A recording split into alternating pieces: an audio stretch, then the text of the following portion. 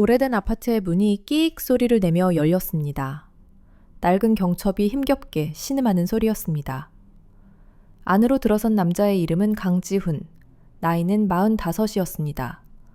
지난 5년의 세월이 그의 얼굴에 깊은 골을 파놓았고 어깨는 무겁게 축 처져 있었지만 드는 바는 무언가 단단히 결심한 사람처럼 이글거리고 있었습니다. 그는 익숙한 집안의 공기를 깊게 들이마셨습니다. 희미한 먼지 냄새와 볕의 바랜 벽지, 그리고 아주 오래된 시간의 냄새가 뒤섞여 코끝을 찔렀습니다. 모든 것이 5년 전 그가 떠나던 날과 똑같았습니다. 거실 한쪽 구석에 놓인 달아빠진 소파도, 빛바랜 가족 사진이 걸린 벽도, 마치 시간이 멈춘 듯 그대로였습니다. 그는 마음속으로 몇 번이고 되뇌었던 말을 다시 한번 가다듬었습니다. 이제 곧 아내 차유진이 보게 될 것입니다. 놀라서 말을 잇지 못하다가 이내 눈물을 쏟으며 그의 품에 안기겠지요. 그러면 그는 아내를 다독이며 준비한 이야기를 꺼낼 것이었습니다. 바로 그때 안방 문이 소리 없이 열렸습니다. 강지훈은 마른 침을 삼키며 돌아보았습니다. 그러나 문 앞에 서 있는 사람은 그가 기억하는 아내가 아니었습니다. 그의 기억 속 차유진은 언제나 수수하고 조용한 그림자 같은 사람이었습니다. 하지만 지금 그의 눈앞에 서 있는 여인은 완전히 다른 사람이었습니다. 값비싸 보이는 짙은 남색 정장을 반듯하게 차려입고 머리는 단정하게 올려묶어 목선이 고스란히 드러나 있었습니다. 화장은 짙지 않았지만 그 모습에서 뿜어져 나오는 기품은 주변의 낡은 풍경을 압도했습니다. 여인의 얼굴에는 놀라움도 반가움도 심지어 원망의 기색조차 없었습니다. 그저 처음 보는 사람을 대하듯 차갑고 무심한 눈빛으로 그를 머리부터 발끝까지 천천히 훑어볼 뿐이었습니다. 그 시선 앞에서 강지훈은 자신이 마치 벌거벗은 듯한 기분에 사로잡혔습니다. 강지훈은 당황스러움을 감추고 애써 준비한 말을 꺼내기 시작했습니다. 목소리가 멋대로 떨리는 것을 막기 위해 주먹을 꽉 쥐었습니다. 유진아, 나야. 5년 동안 정말 죽을 고생을 했어. 사실 나는 사고로 죽은 게 아니었어. 나쁜 빚쟁이들에게 쫓기고 있었지. 그 사람들이 당신까지 해칠까봐 어쩔 수 없이 산에서 사고를 당한 것처럼 꾸미고 몸을 숨겨야만 했어. 당신을 지키기 위한 어쩔 수 없는 선택이었어. 그는 자신의 목소리가 얼마나 가련하게 들리는지 스스로도 느낄 수 있었습니다. 이제야 겨우 모든 걸 정리하고 당신에게 돌아온 거야. 정말 미안해. 그리고 우리 조용히 정리하는 게 좋겠어. 당신도 새 삶을 살아야지. 내가 다시 일어서려면 아주 작은 도움이 필요할 것 같아. 그의 말은 구차한 변명으로 가득했지만 그는 아내의 동정심에 기댈 수밖에 없었습니다. 차유진은 그의 긴 이야기를 단 한 번도 끊지 않고 끝까지 들었습니다. 미동도 없이 서서 마치 벽에 걸린 그림을 감상하듯 무표정하게 그를 바라볼 뿐이었습니다. 강지훈의 말이 끝나자 집안에는 무거운 침묵이 흘렀습니다. 그는 아내가 어떤 반응을 보일지 몰라 숨을 죽였습니다. 그때 유진이 천천히 입을 열었습니다. 그녀의 목소리는 얼음장처럼 차가웠습니다. 그래서 얼마면 돼요? 강지훈은 자신의 귀를 의심했습니다. 뭐라고? 유진아, 나는 돈 때문에 온 게 아니... 그의 말이 채 끝나기도 전에 유진이 말을 잘랐습니다. 당신 입을 막을 값을 묻는 거예요. 내 인생에서 이번에는 정말로 영원히 사라져주는 대가 말이에요. 그 목소리에는 아주 작은 감정의 흔들림도 없었습니다. 그것은 남편을 대하는 아내의 말이 아니라 귀찮은 문제를 처리하려는 사업가의 말이었습니다. 유진은 더 이상 대답을 기다리지 않았습니다. 마치 볼 일이 끝났다는 듯 아무 말 없이 몸을 돌려 현관으로 향했습니다. 강지훈은 망연자실한 채 그 자리에 얼어붙어 있었습니다. 그는 자기도 모르게 창가로 달려갔습니다. 아파트 아래에는 번쩍이는 검은색 고급 승용차가 서 있었고 운전기사로 보이는 사람이 재빨리 내려 뒷좌석 문을 열었습니다. 유진은 조금의 망설임도 없이 차에 올라탔습니다. 차는 부드럽게 미끄러지듯 출발하여 골목 끝으로 사라졌습니다. 강지훈은 텅 빈 낡은 아파트에 홀로 남겨졌습니다. 창밖의 세상과 이 방 안의 세상은 마치 다른 차원처럼 느껴졌습니다. 그는 자신이 지난 5년간 상상했던 모든 것이 한순간에 무너져 내렸음을 깨달았습니다. 세상이 완전히 뒤집힌 것만 같았습니다. 아내가 변한 것이 아니었습니다. 세상 전체가 그를 버리고 완전히 다른 곳으로 떠나버린 듯 했습니다. 그는 부서진 아내를 버렸다고 생각했습니다. 하지만 그 행동이 어떤 존재를 만들어냈는지 조금도 짐작하지 못했습니다. 이야기가 본격적으로 펼쳐지기 전에 잠시 화면 아래에 구독과 좋아요 단추를 눌러주시면 감사하겠습니다. 여러분의 작은 손길이 저에게는 아주 커다란 힘이 됩니다. 그리고 혹시 지금 어느 고장에서 이 이야기를 듣고 계신가요? 댓글로 알려주시면 제가 반갑게 인사드리겠습니다. 자, 그럼 이제 시간을 거슬러 올라가 보겠습니다. 이 모든 일의 시작은 5년 전, 바로 그 아파트에서 비롯되었습니다. 5년 전의 차유진은 지금과는 완전히 다른 사람이었습니다. 그녀는 세상의 소음으로부터 자신을 숨기려는 듯 언제나 조용하고 눈에 띄지 않았습니다.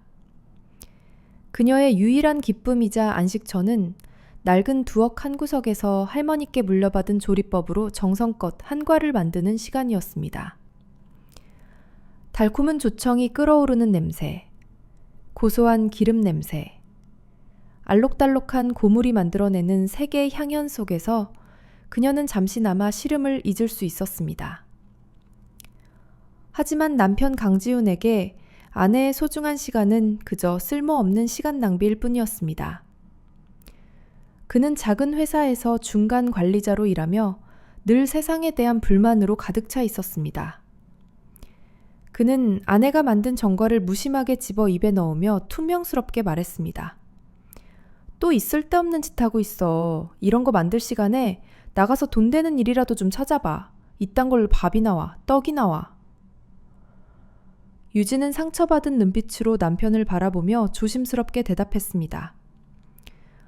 하지만 저는 이 시간이 좋은걸요. 마음이 편안해져요. 지우는 그런 아내를 경멸하듯 콧방귀를 뀌었습니다. 마음 편한 소리 하고 있네. 우리가 지금 빚더미에 앉아있는 거 잊었어? 한가하게 과자나 만들 때가 아니라고. 그의 말 한마디 한마디는 비수가 되어 유진의 가슴에 박혔습니다. 어느 가을날 아침, 지우는 등산복 차림으로 현관에 섰습니다. 그는 며칠간 설악산에 다녀오겠다며 배낭을 짊어졌습니다. 머리 좀 식히고 와야겠어. 일이 너무 안 풀리네. 그는 무심하게 말하며 유진을 형식적으로 한번 안아주었습니다. 그 포옹에서는 어떤 온기도 느껴지지 않았습니다. 유진은 남편의 뒷모습이 사라질 때까지 문 앞에서 서 있었습니다. 며칠 뒤, 그녀에게 날아온 것은 청천벽력 같은 소식이었습니다.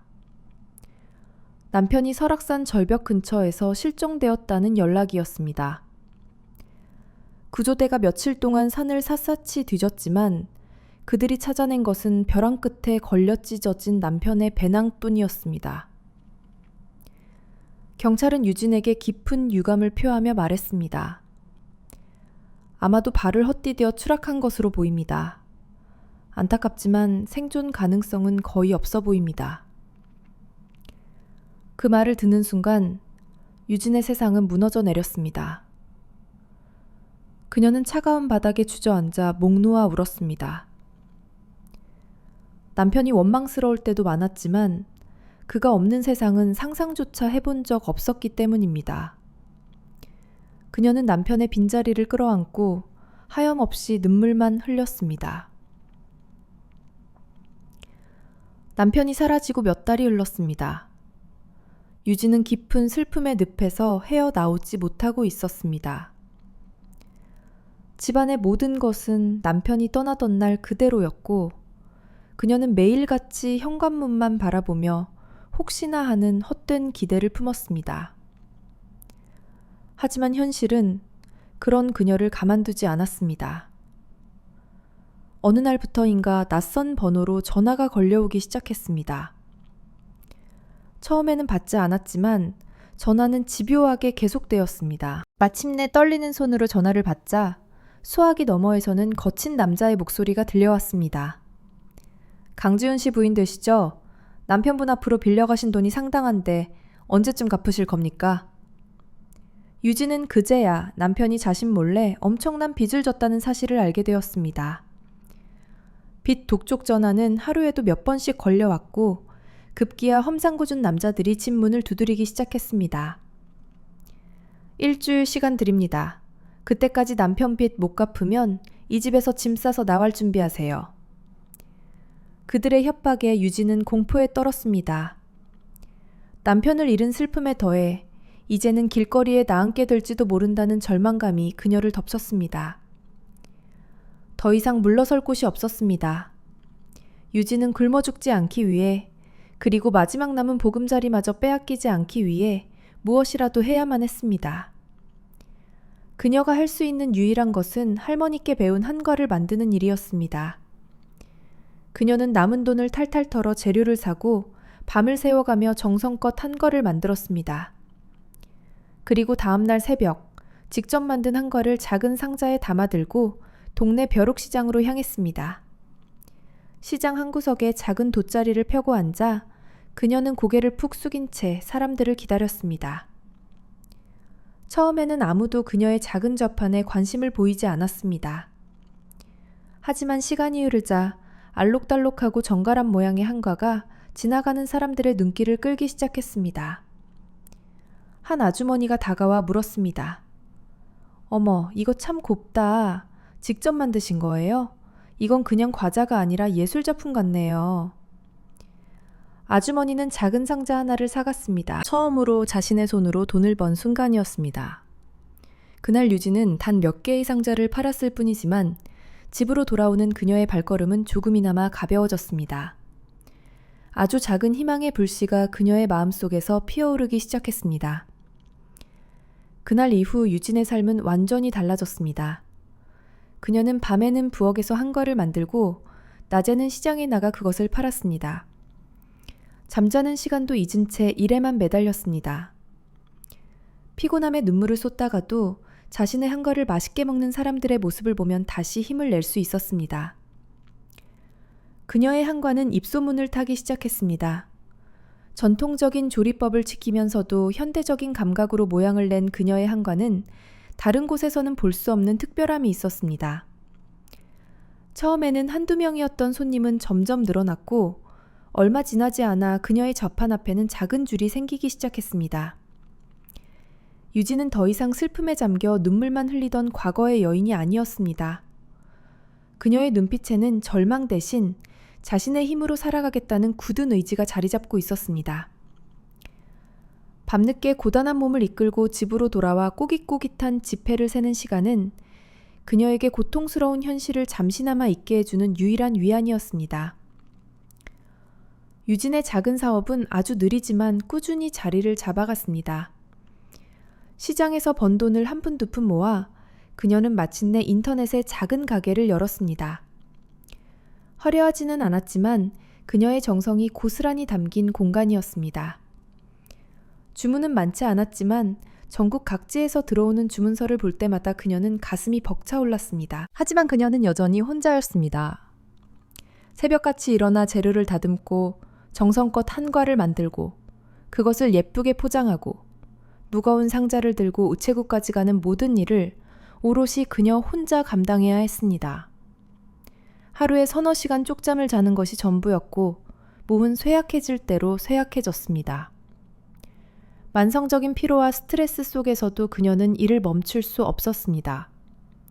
멈추는 순간 다시 과거의 절망 속으로 떨어질 것만 같았기 때문입니다. 하지만 그녀의 앞에는 더 큰 산이 버티고 있었습니다. 법적으로 남편은 여전히 실종 상태였습니다. 이 때문에 그녀는 집을 담보로 사업 자금을 빌리거나 자신의 이름으로 된 재산을 마음대로 처분할 수도 없었습니다. 사업을 조금이라도 키우려면 자금이 필요했지만 은행 문턱은 그녀에게 너무나 높았습니다. 답답한 마음에 찾아간 법률 전문가에게서 그녀는 충격적인 이야기를 들었습니다. 이 상황을 해결할 유일한 방법은 법원에 남편의 실종 선고를 청구하여 법적으로 사망한 것으로 만드는 것뿐이라는 말이었습니다. 그 말을 듣는 순간 유진의 심장은 돌덩이처럼 무겁게 가라앉았습니다. 남편을 법적으로 죽은 사람으로 만드는 것.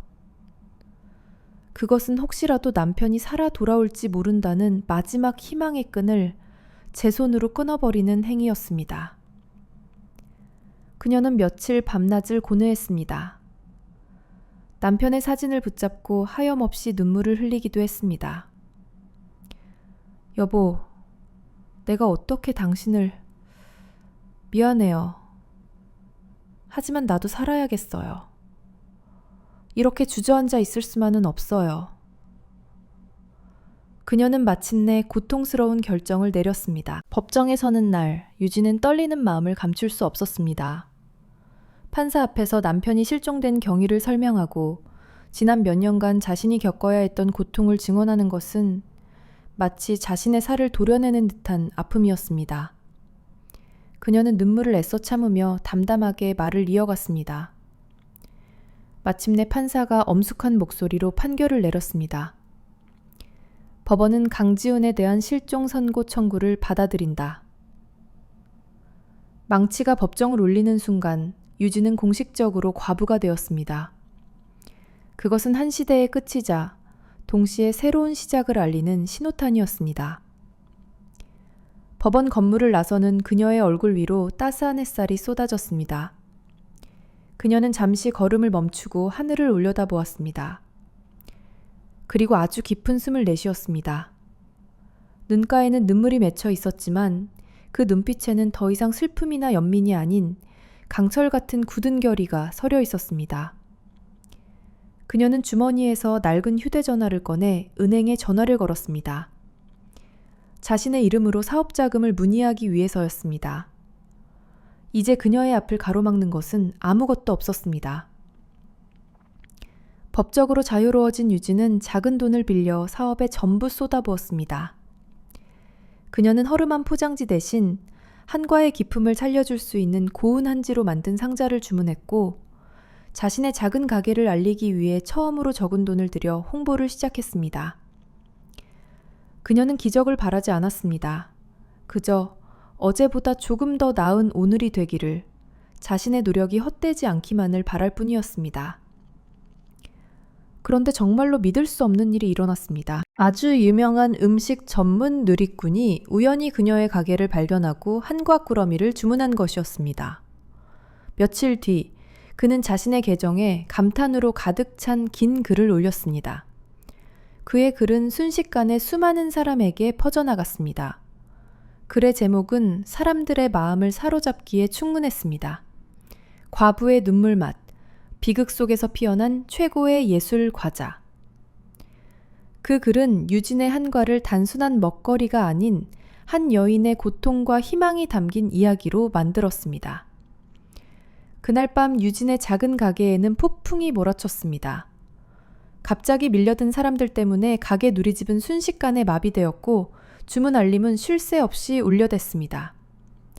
하룻밤 사이에 들어온 주문량은 지난 몇 달간의 주문을 모두 합친 것보다도 많았습니다.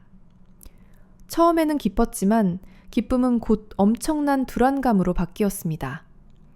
그녀는 집안을 가득 메운 주문서를 보며 망연자실했습니다. 이 모든 것을 혼자서 감당하는 것은 불가능했습니다. 그녀는 선택의 기로에 섰습니다. 이대로 포기하고 찾아온 기회를 놓쳐버릴 것인가? 아니면 자신의 모든 것을 걸고 이 파도에 몸을 던질 것인가? 바로 그때 전화벨이 울렸습니다. 자신을 투자 전문가라고 소개한 한 남자였습니다. 그는 유진의 이야기를 기사로 접했으며 그녀의 사업이 가진 엄청난 잠재력을 알아보았다고 말했습니다. 그의 목소리에는 확신이 가득 차 있었습니다. 전화기 너머로 들려오는 남자의 목소리는 유진에게 또 다른 세상의 언어처럼 들렸습니다. 차 선생님, 저는 김민준이라고 합니다. 선생님의 이야기를 읽었습니다. 선생님께서 만드시는 것은 단순한 과자가 아닙니다. 그것은 우리의 잊혀가는 문화를 되살리는 위대한 작업입니다. 저는 선생님의 미래에 함께하고 싶습니다. 유진은 한동안 아무 말도 할 수 없었습니다. 수화기를 든 손이 가늘게 떨렸습니다. 지난 몇 년간 그녀에게 손을 내밀어 준 사람은 아무도 없었습니다. 모두가 그녀를 동정하거나 혹은 귀찮아할 뿐이었습니다.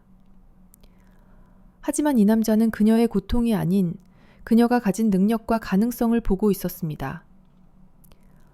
긴 침묵 끝에 유진은 떨리는 목소리로 물었습니다. 제가 무엇을 하면 될까요? 그 한마디는 그녀의 인생을 송두리째 바꾸어 놓았습니다. 며칠 뒤 유진은 여전히 소박한 옷차림이었지만 그 누구보다도 빛나는 눈으로 투자자들 앞에 섰습니다. 그녀는 어려운 숫자 대신 자신이 과자 하나하나에 담아온 진심과 꿈에 대해 이야기했습니다. 그리고 마침내 계약서에 자신의 이름을 적었습니다. 지난 세월 굳은 살이 바기도록 반죽을 치대던 바로 그 손으로 그녀는 자신의 새로운 미래를 열었습니다. 다시 현재로 돌아와 남편과 마주했던 그날로부터 며칠이 흘렀습니다. 강지훈은 아내의 엄청난 성공을 눈으로 확인한 뒤 자신의 태도를 완전히 바꾸었습니다. 그는 이제 동정심에 호소하는 것만으로는 아무것도 얻을 수 없다는 것을 깨달았습니다. 그는 서울 중심가의 우뚝 솟은 번쩍이는 건물, 바로 유진의 새 사무실로 그녀를 찾아왔습니다. 넓고 화려한 대표실에 들어선 그는 과거에 자신이 무시했던 아내의 흔적은 어디에서도 찾아볼 수 없다는 사실에 다시 한번 놀랐습니다. 그는 이제 애틋한 감정과 지나간 세월에 대한 그리움을 무기로 삼기로 했습니다. 유진아, 내가 없는 동안 당신이 이룬 이 모든 것을 보니 정말 자랑스러워. 하지만 당신 혼자 얼마나 외로웠을까 생각하니 마음이 아파. 나는 지난 5년간 단 하루도 당신을 잊은 적이 없어. 그의 목소리는 진심인 것처럼 애절하게 떨렸습니다. 하지만 유진은 이미 움직이고 있었습니다. 그녀는 남편의 위선적인 연극에 어울려줄 생각이 조금도 없었습니다. 남편이 돌아온 바로 그날, 그녀는 이 나라에서 가장 유능하다는 사람을 고용했습니다. 그녀가 원한 것은 단순한 헤어짐이 아니었습니다. 남편이 감추고 있는 지난 5년간의 추악한 진실, 그 모든 것을 자신의 눈으로 똑똑히 확인하고 싶었습니다. 유능한 사람은 자신의 값을 했습니다. 그는 얼마 지나지 않아 강지훈의 거짓된 행적을 모두 파헤쳐 유진 앞에 내놓았습니다. 보고서의 내용은 충격적이었습니다. 남편을 쫓던 빚쟁이는 처음부터 존재하지 않았습니다. 강지훈은 자신의 죽음을 꾸며내고 첫사랑이었던 오수연이라는 여자와 함께 도망쳤던 것입니다. 그는 사라지기 직전 아내 몰래 여기저기서 큰 돈을 빌렸고 그 돈으로 작은 바닷가 마을에서 새로운 삶을 시작했습니다. 그곳에서 그는 다른 이름으로 살며 오수연과 마치 부부처럼 행복한 시간을 보냈습니다. 그가 다시 유진 앞에 나타난 이유는 빌린 돈이 모두 떨어지고 우연히 죽은 줄 알았던 아내가 엄청난 부자가 되었다는 소문을 들었기 때문이었습니다. 유진은 서류와 함께 첨부된 여러 장의 사진을 말없이 넘겨보았습니다. 사진 속에서 남편은 다른 여자와 팔짱을 낀 채 환하게 웃고 있었습니다. 두 사람은 바닷가에서 다정하게 어깨를 기대고 있었고 작은 식당에서 함께 밥을 먹고 있었습니다. 그 모습은 유진이 지난 몇 년간 꿈에도 그리던 행복한 부부의 모습이었습니다. 유진은 사무실에 홀로 앉아 창밖을 바라보았습니다. 도시의 불빛이 별처럼 반짝였지만 그녀의 마음은 차갑게 식어 있었습니다. 남편에 대한 마지막 남은 아주 작은 연민마저 산산조각 나버렸습니다. 배신감에 눈물이 쏟아질 법도 했지만 이상하게도 눈물은 나지 않았습니다. 대신 심장 깊은 곳에서부터 차가운 분노가 끓어올랐습니다. 그녀는 자신의 고통 위에서 행복을 쌓아 올린 그들을 용서할 수 없었습니다.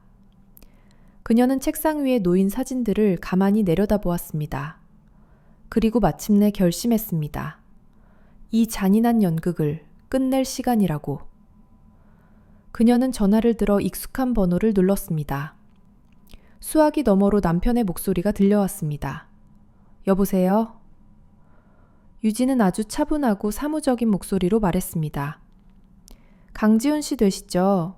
드릴 말씀이 있습니다. 당신이 거절할 수 없는 아주 흥미로운 제안입니다. 그녀의 목소리에는 이제 어떤 감정도 실려 있지 않았습니다. 그것은 모든 것을 끝내려는 자의 마지막 통보였습니다. 며칠 뒤 유진은 강지훈과 그의 여자 오수연을 자신이 운영하는 가게로 불렀습니다. 그 가게는 낡은 한옥을 정성껏 되살려 만든 곳으로 고즈넉하고 아름다운 분위기가 흐르는 유진의 자랑이었습니다. 강지훈과 오수연은 큰 돈을 받게 될 것이라는 기대감에 부풀어 한껏 멋을 내고 나타났습니다. 유진은 고운 한복을 차려입고 아무 일도 없었다는 듯 평온한 얼굴로 그들을 맞이했습니다. 그녀는 두 사람을 조용한 방으로 안내하고 자신이 만든 가장 귀한 차와 다과를 정성껏 내놓았습니다. 지훈과 수연은 의심 없이 자리에 앉아 유진이 따라주는 차를 마셨습니다. 방 안에는 은은한 차향기가 퍼졌고 창밖으로는 작은 정원이 내다보였습니다. 모든 것이 그림처럼 평화로웠습니다. 차를 한 모금 마신 유진은 아주 조용하고 나지막한 목소리로 이야기를 시작했습니다. 그녀는 자신이 어떻게 남편의 죽음을 마주해야 했는지, 어떻게 절망 속에서 살아남기 위해 발버둥 쳤는지, 어떻게 밤을 새워가며 과자를 만들어 팔았는지 담담하게 이야기했습니다. 강지훈은 안절부절 못하며 유진의 눈치를 살폈고 오수연은 마치 남의 이야기를 듣는 듯 무심한 표정이었습니다.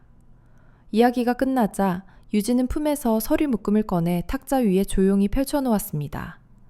그것은 유능한 사람이 가져온 보고서였습니다. 그녀는 오수연을 똑바로 바라보며 말했습니다. 이 사람은 당신에게 빚쟁이들을 피해 도망쳤다고 말했겠지요. 하지만 사실은 책임과 저를 피해 도망친 겁니다. 사진 속에서 행복하게 웃고 있는 남편과 오수연의 모습을 본 강지훈의 얼굴은 새하얗게 질렸습니다. 유진아, 그만해. 이건 오해야. 유진은 그의 말을 무시하고 계속해서 말을 이었습니다. 그리고 돈이 다 떨어지자 죽은 줄 알았던 저를 찾아왔습니다. 제가 그리워서가 아니라 제가 부자가 되었기 때문이지요. 유진은 자리에서 천천히 일어섰습니다. 그녀의 목소리는 이제 칼날처럼 차갑고 단호했습니다. 여기 정리서류입니다. 나는 당신에게 단 한 푼도 줄 수 없습니다. 오히려 당신을 사기죄로 고소할 겁니다. 경비원.